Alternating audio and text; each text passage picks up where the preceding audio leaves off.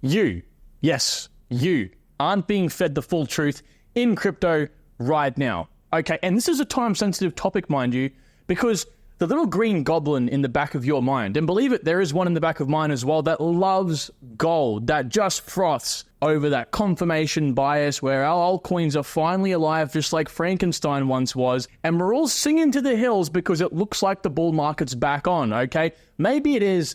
Maybe we have one more pullback and shakeout before we finally move up.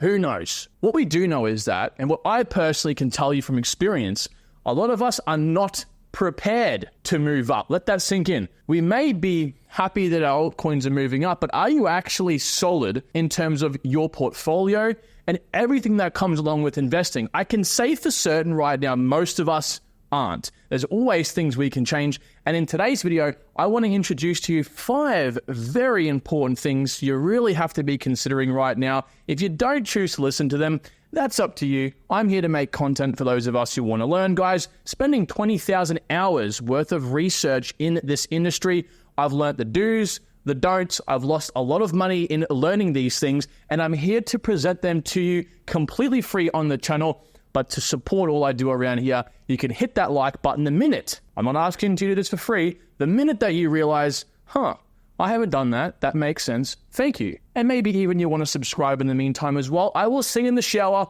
I think Britney Spears is next on the playlist. And if you're lucky enough, I'll send you the audio recording to listen to for free as well. Let's begin.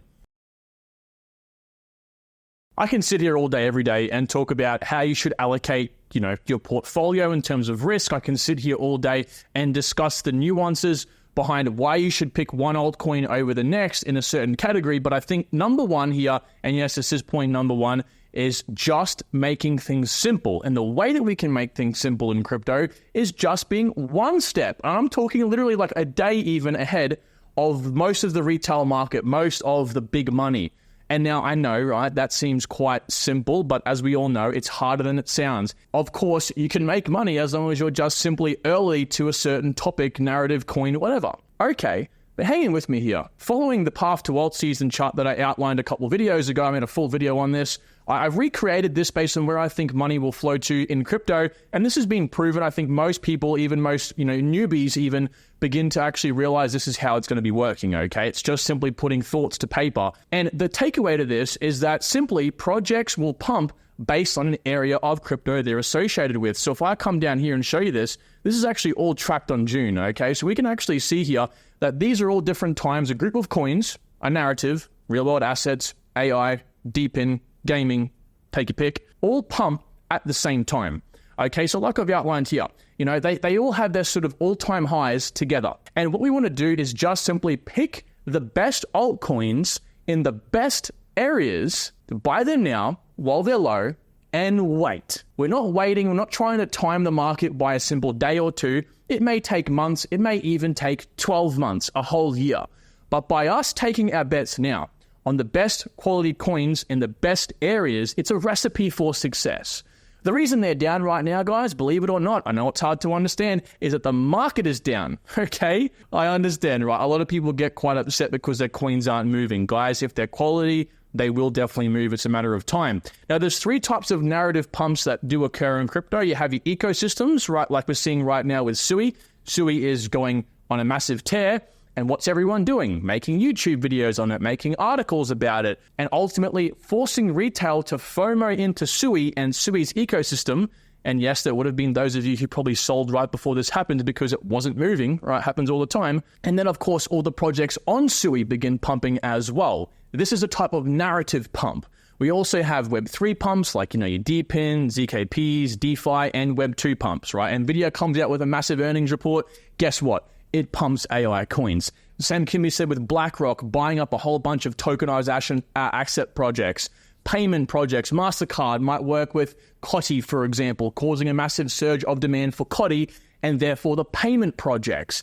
This is how crypto works. And again, you need to take your picks now. That's why I've put a special emphasis on this for my private community members down below, where I actually outline what I think the best areas of crypto will be, as well as some of the altcoins in these areas, so people understand what coins and what areas will likely do the best. Once you find that, It's just a waiting game. It literally is a waiting game. You just have to know when to exit. That's going to be one of the topics later on. I've done probably over 18 months worth of research on narratives. Of course, you guys that are channel OGs know what I'm going to say here. But again, narrative pumps are always the biggest on any crypto project, okay? So if you're someone that's like thinking to yourself, well, when do I sell? Guys, you want to be selling when that project or the type of project has that narrative pump. So for Cardano here in blue, background chart is Bitcoin in orange. You know, ADA had its all-time high in the last cycle over here, like a few months before Bitcoin's all-time high. They don't move together. And if you sold ADA at its narrative pump, you would have done quite well. If you were one of them people that were waiting for Bitcoin to have its all-time high, it did happen, like again, 3-4 months later, but ADA was way down here, and it was quite a large amount down from its all-time high, which would have likely meant that you would have thought to yourself, well, hang on, ADA's still going to go up, and it never did, right? It came down, you probably would have been holding your tokens. So we come over here to the likes of Solana and Avalanche in purple and red, and you can see they also pumped at the same time Cardano did as well, with a few weeks discrepancy, and you can see why it's so important choosing the right coins in the right areas, because Solana did a 50x more than the likes of Avalanche. So again, make sure, and to simplify things, take your picks now. Choose your poison, okay, in the area. Do a little bit of research into the type of projects in that area. Find one that is more unique or uniquer than the rest, and take your pick. Part of my Pumpamentals research plan, guys, crypto doesn't have to be hard. There's no reading balance sheets. There's no having to read the white paper. It can be overcomplicated. It's all speculation, baby. That's the beautiful part of it all. None of it makes real sense. So for number 2, I want to stop you for a second and I want you to close your eyes and actually think about this. Have you ever been in a situation before where you've had friends or family or people you know of get really lucky with coins and make a decent profit? Maybe they sold or not, who really matters, who really cares? But you've seen them get into a project early and then sell. All right, a lot of us have. And what do we end up doing? Well, unfortunately, chasing a tail. A lot of us end up buying coins because an influencer tells us to buy a coin. A lot of us buy coins because we've heard rumors it's going to do well. We buy, no conviction, and then we end up panic selling too early or again, too late. So building off point 1, making things simple, this is being patient. So again, these narratives work like waves, okay? Now, sometimes these waves can overlap, like you might have AI begin to pop off on the tail end of gaming and vice versa. But to keep things simple, a lot of the time, they just happen independently, right? Again, there's a trigger or an announcement, whether it's ecosystem projects, NVIDIA earnings report, BlackRock decides to invest in a real-world asset coin, whatever.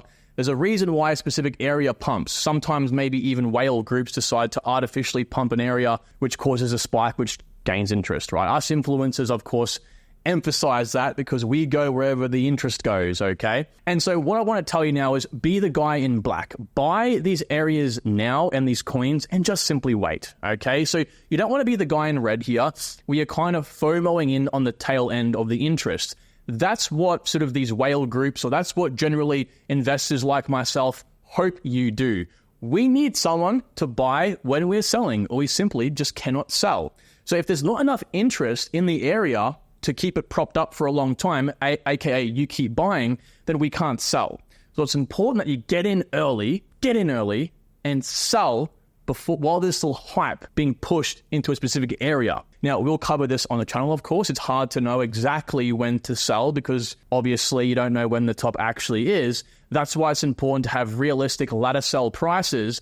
But what I'm just, again, trying to emphasize here, guys, is don't try to time the market. Buy, be patient, and wait. Like I said before, how many of you likely ended up buying SUI, holding on for quite a while over here, and then ended up selling right before the actual pump? I can say for certain there'll be some of you out there sticking your hand up right now saying, oh, I got in at like 80 cents average and I could have been up right now like a 2 or a 3x. All right, it happens. And again, you just have to be patient. So point 3 is to make sure you gain conviction. All right.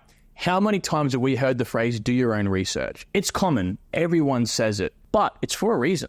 right? It really is for a reason. Now, I'm not expecting you to go into the white paper. I'm not expecting you to breathe down the team's throat and get to know their family members. I'm not saying that. What I'm saying is, again, like I said before, just position yourself correctly by the narrative and understanding why that project's unique in that narrative. And that's pretty much literally like 80% of your research done. Like that's the bulk of it, okay? From there, you're just trying to find holes. You're trying to find the things that make the project unappealing or possibly unappealing for other investors, okay? But what you have to understand here, guys, is doing a little bit of research will gain conviction, and when the bull run begins to pick up, like really pick up, okay, and we do have negative 30% pullbacks because it needs to breathe, you're not going to want to prematurely sell. In the case you do have a few coins that are stinking up the area, right? You have 10 coins, maybe 2 of them are like, ugh, I bought these because I watched a YouTube video and the guy convinced me it's going to 1000x yesterday.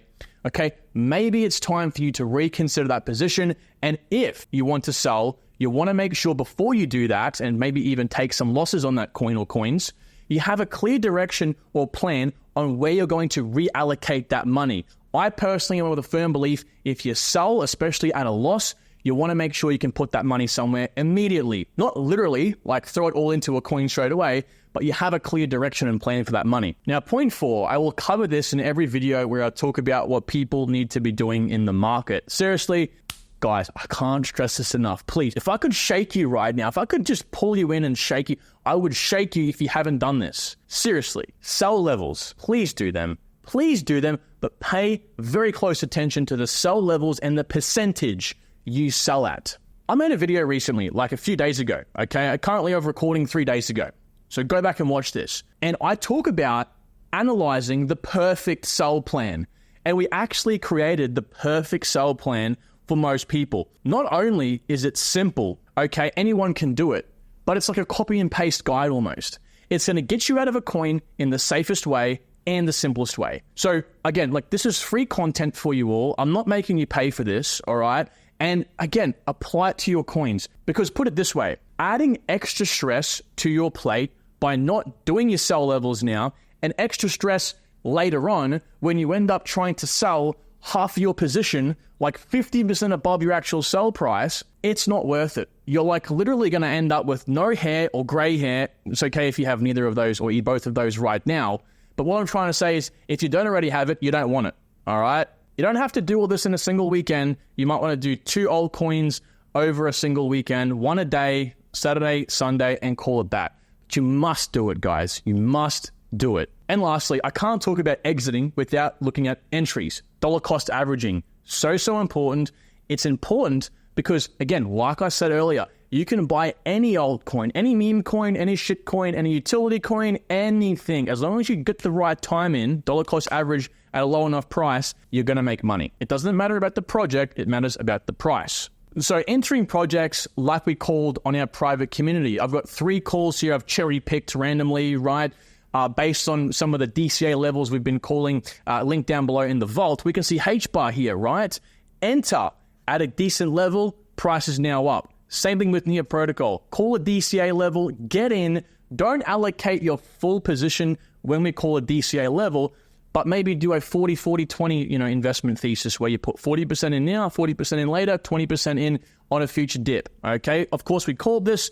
Near Protocol's been up ever since. The same thing with Bitcoin. We called a great DCA opportunity here nice and early. It came down and now we're back up, okay? So I'm not trying to sit here and say to you guys, hey, you've got to follow our DCA plans. Of course, this is going to help you tremendously, but follow a structure, follow a plan. Now, some of you might want to keep it simple and just invest all of it at once. Let's say you have 10 grand, you find a new exciting coin, like let's say H-bar, and you want to throw the whole 10 grand in now. Well, I can unfortunately tell you from experience, that's a very bad idea. Never invest everything all at one given time, because I would honestly go as far as to say like 75% of the time, like a crazy high amount of the time, there's always a lower price in the near future. I know, it's like, really? How does that work? Trust me, it happens to me at least.